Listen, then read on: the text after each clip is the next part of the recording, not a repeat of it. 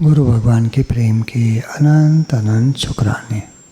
हमको भगवान ने बहुत कुछ दिया है, घर दिया है, परिवार दिया है, बच्चे दिए हैं, सामान दिया है, पैसा दिया है, नौकरी दी है, व्यापार दिया है, कितना कुछ दिया है भगवान ने हमको। उसका हम सदुपयोग करें। सदुपयोग क्या है? दूसरों को प्रसन्नता दें, अपने घर वालों को भी, सबको प्रसन्नता दें। कभी कभी गलती सबसे हो जाती है, मेरे से भी हो जाती है, सबसे हो जाती है। हम थोड़ा सा बुरा बोल जाते हैं, खराब शब्द बोल जाते हैं, कोई बात नहीं, फिर सीखें, फिर सीखें, फिर सीखें। आज मैंने थोड़ा बुरा बोल दिया, नहीं, आगे से मुझे ध्यान रखना है। अगर हम दूसरों को सुख पहुंचाने में लग जाएंगे तो फिर कल्याण में संदेह नहीं है। सबको सुख देने में हमारा कल्याण होता है। हे अर्जुन, निष्काम कर्म करता हुआ मनुष्य मुझे ही प्राप्त करता है, गीता में भगवान कहते हैं। जो सात संगत की सेवा करता है, सात संगत कौन? सब सत्संग प्रेमी सात संगत हैं। इनकी जो सेवा करता है उसके कल्याण में कोई बाधा नहीं होती। अब चाहे वो चप्पल जूते की सेवा हो, चाहे पानी पिलाने की सेवा हो, भोजन कराने की सेवा हो, किसी भी प्रकार की सेवा हो। कल बहुत सारे प्रेमियों ने, हमारे बहुत सारे प्रेमियों को अपने अपने घर रुकाया, 2 लोगों को, 3 लोगों को। उन सब का बहुत बहुत धन्यवाद है। आप सभी ने बहुत सेवा करी है, बहुत शुक्राने, बहुत शुक्राने। यहाँ की सारी टीम जो सेवा करती है, सारी टीम के बहुत बहुत शुक्राने, बहुत धन्यवाद है। सबकी सेवा करते हैं, कितने पुण्य बनते हैं उनके। सेवा करने से पुण्य बनते हैं जो हमको भगवान तक पहुंचाते हैं। सेवा करत होय नेकामी, तिसको होय परापत स्वामी। हमें जो सुख सुविधा मिली है वो संसार की सेवा करने के लिए ही मिली है। शरीर अपने सुख भोग के लिए नहीं मिला है, किंतु दूसरों को सुख देने के लिए मिला है। शरीर जो हमको मिला है ये हमारे सुख भोग के लिए नहीं है। देखिए, हमको नौमन के गद्दे पे, रुई का गद्दा हो, डनलप का गद्दा हो, कितना ही मोटा गद्दा हो, उस पे जो मज़ा आता है, आराम मिलता है, सुख मिलता है, एक गधे को, एक सूअर को कूड़े के ढेर पर सोने में उतना ही मज़ा मिलता है। पता है आपको? साइंस प्रूव करती है, उनके दिमाग के वाइब्रेशन जब लिए गए और हमारे दिमाग के वाइब्रेशन लिए गए, दोनों के सेम थे। एक गधे के, एक सूअर के जो कूड़े के ढेर पे सो रहे थे, और एक हमारे जो हम डनलप के गद्दे पे सो रहे थे। जब दिमाग पे मशीन लगाई गई तो सबके वाइब्रेशन सेम थे। कमाल है, साइंस प्रूव करती है। तो सुख सुविधा हमको अपने सुख के लिए नहीं मिली है, सबको सुख देने के लिए मिली है। तो जिन्होंने भी अपने घर पे रात को ठहराया, जानते भी नहीं कौन है, क्या है, नए लोग हैं, बिल्कुल नए। अतिथि आए तो हम जानते भी हैं कि हाँ, ये हमारा मेहमान है। अतिथि मतलब अतिथि, जो तारीख बता के ना आए। वो कोई भी हो सकता है, हमारा रिश्तेदार भी हो सकता है, सत्संगी भी हो सकता है। तो सत्संग प्रेमियों को जिन्होंने ठहराया उनके बहुत धन्यवाद हैं। उन्होंने अतिथियों को ठहराया, एक रात उनको सुख आराम दिया, रजाई दी, गद्दा दिया, ये दिया, वो दिया, पानी दिया पीने को, दिया ना, पानी दिया होगा, सब कुछ मिला। वेरी गुड, वेरी गुड, बहुत धन्यवाद सबका।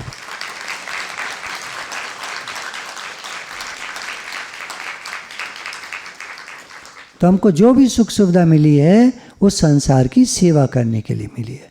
घर हो, परिवार हो, लोग हो, कोई हो, सेवा करनी है।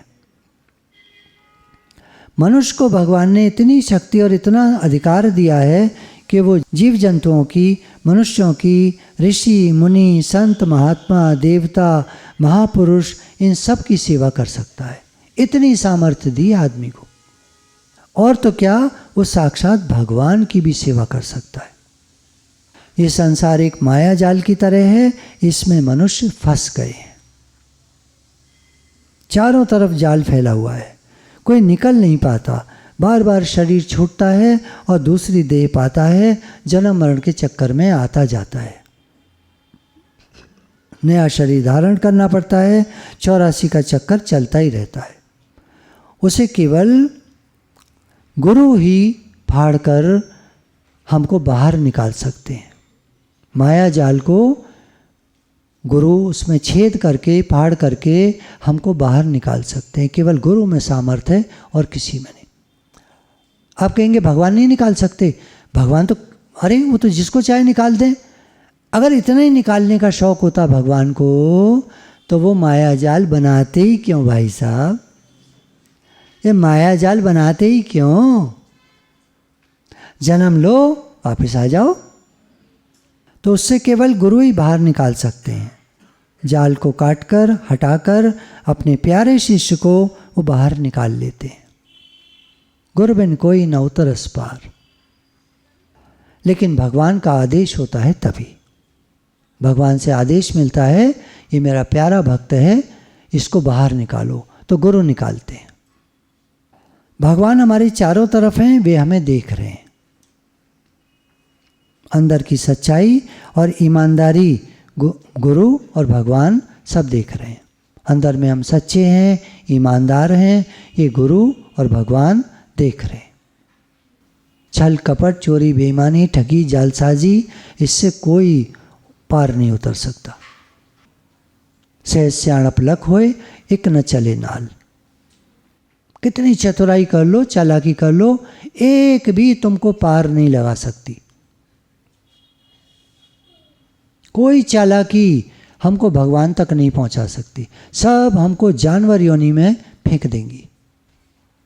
सतगुरु सिक्की हलत पलत दो संवारे।